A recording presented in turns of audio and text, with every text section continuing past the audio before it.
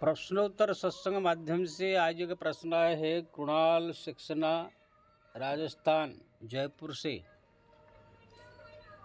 उनका प्रश्न है कि महाराज मैं पेशा से वकील हूँ, उसमें बहुत झूठ बोलना पड़ता है, कभी कभी बेगुनाह को भी सजा देना पड़ता है और जो गुनाहगार क्या है उनको भी छुड़ा देना पड़ता है अपने चालाकी से। तो क्या ये हमारे लिए पाप कहा जाएगा या क्या, इसके बारे में बताइए।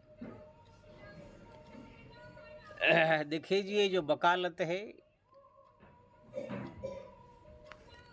ये तो आजकल जो हमारे जो संविधान आया है 1950 के बाद, उसके बाद ये वकालत जज,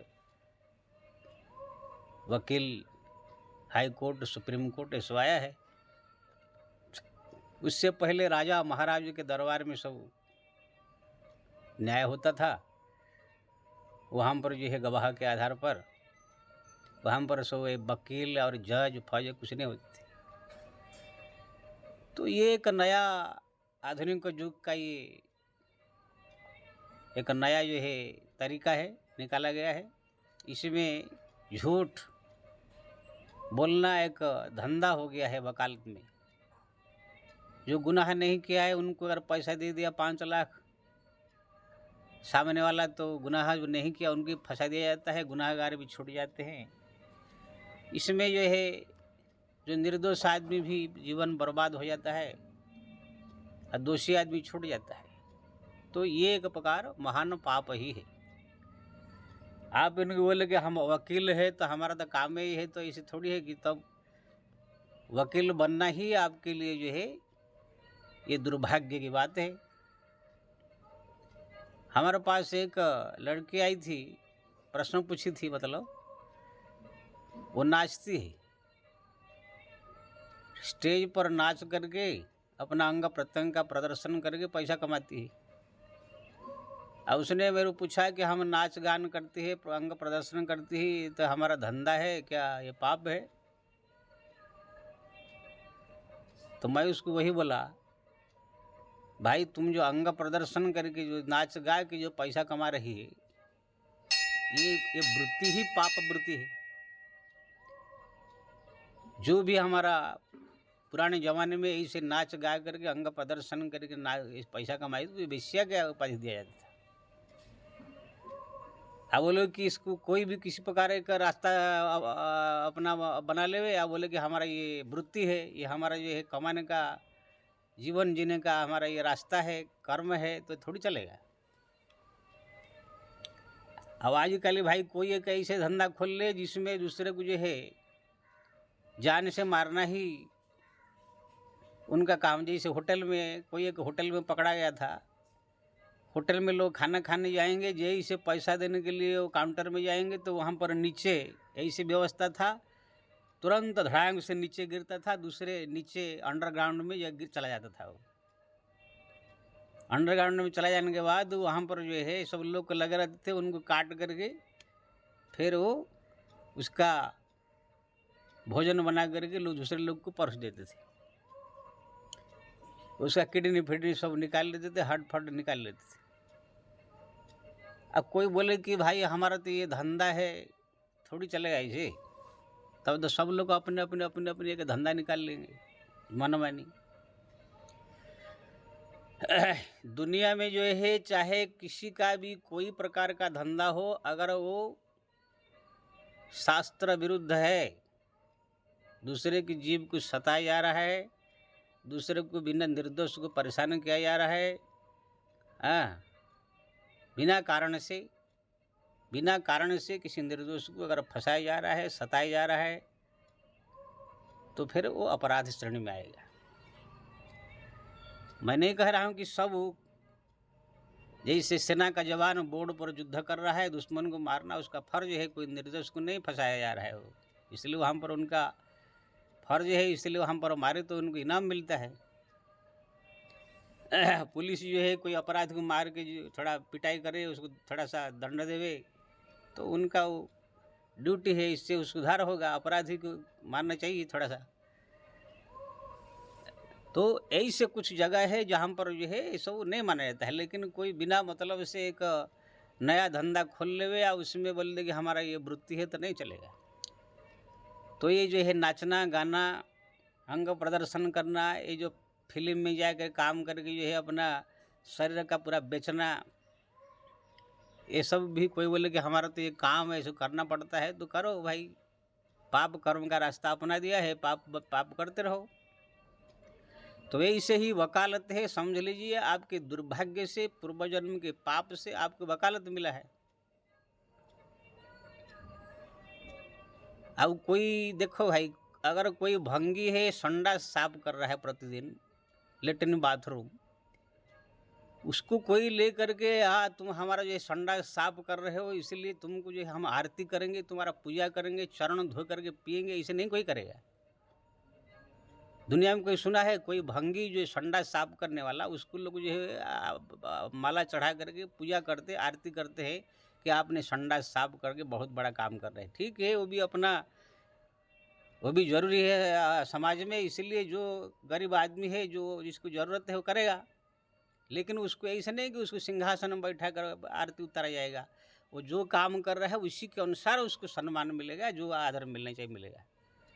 लेकिन कोई संत है, साधु है, महात्मा है, गुरु है, संन्यास लेकर के भगवान का भजन कर रहा है, तो उसको जो है लोग को पूजा करेंगे, उनका चरण छुएंगे, उनका चरण धो के पिएंगे, उनके चरण को अपने मस्तक पर लगाएंगे, उनकी आरती उतारेंगे, क्योंकि ना वो संत साधु महात्मा है, उसको सम्मान मिलेगा, ये लोगों को गौरव मिलेगा ये करने में। अब कोई भंगी अगर संडास साफ कर रहा है तो बोले कि मैं भी बहुत बड़ा काम देश का कर रहा हूँ, मेरे को भी सब आरती करे, पूजा करे, नहीं होगा। तुम्हारा सम्मान अलग है, ये संत का सम्मान अलग है। कोई बोले कि हम फिल्म में हीरोइन है कि हीरो है, हम कोई लोग आरती करे पूजा करे, ऐसा नहीं होता है। कोई हीरोइन को कोई आरती नहीं करेगा, पूजा नहीं करेगा, सीटी मारेंगे सब। क्योंकि ना उनको भले ही कोई उनको आप कितना फॉलोअर्स हो जाए, कितने आप लोग को चाहे माने, तुम्हारा जय जयकार करे, लेकिन सब जानते हैं कि ये सब बेस्या लोग हैं। एकांत में मिल जाएंगे तो हंसी मजाक करके सब आपसे मौज मस्ती करेंगे। हाँ, इसलिए उनको कोई आरती पूजा नहीं करेगा। कोई नेता है, नेता अगर आ जाए तो लोग उसको सम्मान करेंगे, उनको जो है फूल माला पहना देंगे, जय जयकार कर देंगे, लेकिन कोई नेता का चरण धो के नहीं पिएगा। सब जानते हैं कि ये सब नेता लोग जो है क्या नहीं है, झूठ छल कपट बोल के अपना कैसे कैसे जनता को जो है बेवकूफ़ बना के अपना घर से पाल रहे हैं। उसमें हाँ, उसमें कोई कोई ईमानदारी भी रहते हैं, ऐसी बात नहीं है, 1000 में तो कोई एक रहता ही है। जैसे हमारे लाल बहादुर शास्त्री थे, अटल बिहारी वाजपेयी थे, नरेंद्र मोदी जी, योगी जी, सो ऐसे कुछ है जो कि ईमानदार है, कोई और अपने लिए नहीं देश के लिए सोचते हैं। फिर भी कोई ये लोग को जो है आरती उतार के पूजा करके इसे नहीं करता है, तो आओ इससे भी और गए गुजरे सब नेता को कौन आरती करेगा, पूजा करेगा, चरण धोएगा, चरणामृत पिएगा। लेकिन कोई संत अगर किसी घर में पधारता है तो इसको गौरव से लोग करते हैं, चरणामृत लेते हैं, चरण धोते हैं, उनको जो सेवा करते हैं, उनको जो माला चढ़ाते हैं, आरती करते हैं। तो ये सब लोग के श्रेणी को अलग अलग सम्मान हमारा देश में दिया जाता है। तो ऐसे ही जो जिस प्रकार वृत्ति अपनाया उसको ऐसे सम्मान मिलेगा। कोई अगर हीरो है तो उसको जो सम्मान मिलना चाहिए मिलेगा, हीरोइन है तो उसी प्रकार उसको जो है वैश्या समझ के या कुछ और समझ के लोग को उसी प्रकार से उनको पेश होंगे। लेकिन कोई संत के सामने कुछ अलग प्रकार से पेश होंगे। ऐसे ही वकील है, वो झूठ बोलना, दूसरे को ठगना, दूसरे को फंसाना, निर्दोष को फंसाना, ये सब करके जो है पैसा कमा करके अपना जीवन यापन करते हैं, तो ये अच्छा वृत्ति कैसे माना जाएगा। वकील लोग का नाम लेते ही तो लोग को झूठा, छली, कपटी और जो है ठगने वाला, दूसरे को लूट के खाने वाला, ऐसे लोगों के दिमाग में पहले ही ये बात आ जाता है। इसलिए आप जो है ये जो वकालत काम आपने किया, समझ लो अपना दुर्भाग्य है, इसीलिए आपके वकालत मिला पहले जन्म की, चाहे कर्म के फल हो जो भी हो। इसलिए आप इसको जो है अपना मैं कर्म कर रहा हूँ, इसलिए इसको मत समझिए, दुर्भाग्य से आपको ये वृत्ति मिला है। अब उसमें जितने भी आप झूठ बोलेंगे, दूसरे को फंसाएंगे, दूसरे को जो है निर्दोष को दंड देंगे, सब का एक एक फल पाप आपको जो है लिखा जाएगा। लेकिन एक उपाय आपको बताता हूँ मैं, ऐसे नहीं बताना चाहिए लेकिन बताना चाहिए। हमारा संसार में बड़े बड़े अपराधियों का भी मुक्ति हो गया है। यही सब बताया। वेश्या कोई है, कोई वेश्या जो है, कोई ऐसे नहीं कि उसको कोई आदरणीय पदवी माना जाएगा कि उसको पूजा किया जाएगा, वो तो गलत काम है ही। लेकिन वेश्याएं भी तर गई है। जयंती वेश्या वेश्यागिरी करती थी, लेकिन भगवान का जो है नाम 1 घंटा 2 घंटा एक तोता को पढ़ाते पढ़ाते जप करती थी, तो उसका भी जो है कल्याण हो गया। तोता पढ़ावत गणिका तारी, कौन कृपालु सम करारी। पाहि न कही गति पतित पावन, राम भजी सुनु सठमना। गणिका अजामिल, अजामिल इस महापापी अभक्ष्य भक्षण करने वाला, शराब पीने वाला, वेश्याओं के साथ रहने वाला भी पुत्र का नाम नारायण ने रखा था, जब करके उसका भी कल्याण हो गया। जंगल की कोल भील चोर बदमाश, पाप करत निशिबाच रजाई, फिर भी न पेरत पूट पेट घाई। स्वयं कहते हम जड़ जीव जनगण घाती। वो खुद कह रहे भगवान के सामने, कोल भील हम सब जड़ जीव है, लोगों को आने जाने वाले को मार करके लूट लेते हैं, खा लेते हैं। चोरी करना हमारा काम है, शिकार करना हमारा काम है, लेकिन भगवान ने उनका भी उद्धार कर दिया। व्याध गीध गजादि खल तारे करना। तो भगवान का नाम का जप, राम नाम का जप, ये जो है बहुत बड़ा प्रभावशाली है। अगर वाल्मीकि जैसे चोर जो कितने हजार ब्राह्मण को मार कर जो है अपना जीवन को बर्बाद किया था, वो भी हरिनाम जप के ब्रह्मर्षि हो गए। ऐसे हजार कहानी शास्त्र में बड़े बड़े पापी भगवत नाम जप करके मुक्त हो जाते हैं। भागवत में खुद कहा, कितने बार में बोला हूँ, स्तेनम सुराप मित्रधुक ब्रह्महा गुरुतल्पगम स्त्रीराज पितृग हंता जे च पातक न परे सर्व पापम प्रणश्यति गोविंदादल कीर्तन। यानी चोरी, धोखा देने वाला, विश्वासघाती, परस्त्री गमन, स्त्री की हत्या, पुत्र की हत्या, पुत्री की हत्या, राजा की हत्या, माँ बाप की हत्या, गुरु की हत्या, ऐसे ही महान महान पापी भी अगर भगवत नाम जप करते हैं तो उनकी भी कल्याण हो जाती है। इसीलिए अगर आपसे हो सके तो ये वृत्ति छोड़ दीजिए। पहले तो हम यही कहेंगे, ऐसे नहीं कहेंगे वृत्ति करते करते ऐसा जो है पाप कर्म करते रहो। लेकिन अगर ये वृत्ति आपसे छूटा नहीं जाएगा तो फिर भगवान का नाम ज़्यादा से ज़्यादा प्रतिदिन जप कीजिए, भगवान का पूजा कीजिए, पाठ कीजिए, धाम कीजिए, तीर्थ कीजिए, भगवान से प्रार्थना कीजिए, प्रभु मेरे को अगर अन्य कोई ऐसे रास्ता आपकी कृपा से मिल जाए तो मैं ये पंथ छोड़ देता, इसलिए आप कृपा करें। भगवान से प्रार्थना कीजिए, भगवान का नाम जप कीजिए, भगवान से प्रार्थना कीजिए।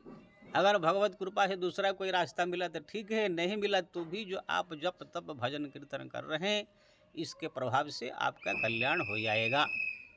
ठीक ना। शास्त्र में विधान है, जिसका मन में कोई अगर दुर्गुण है या कोई ऐसे कार्य, ऐसे कोई आदत या ऐसे कोई वृत्ति जीवन में आ गया है जो छूट नहीं पाएगा।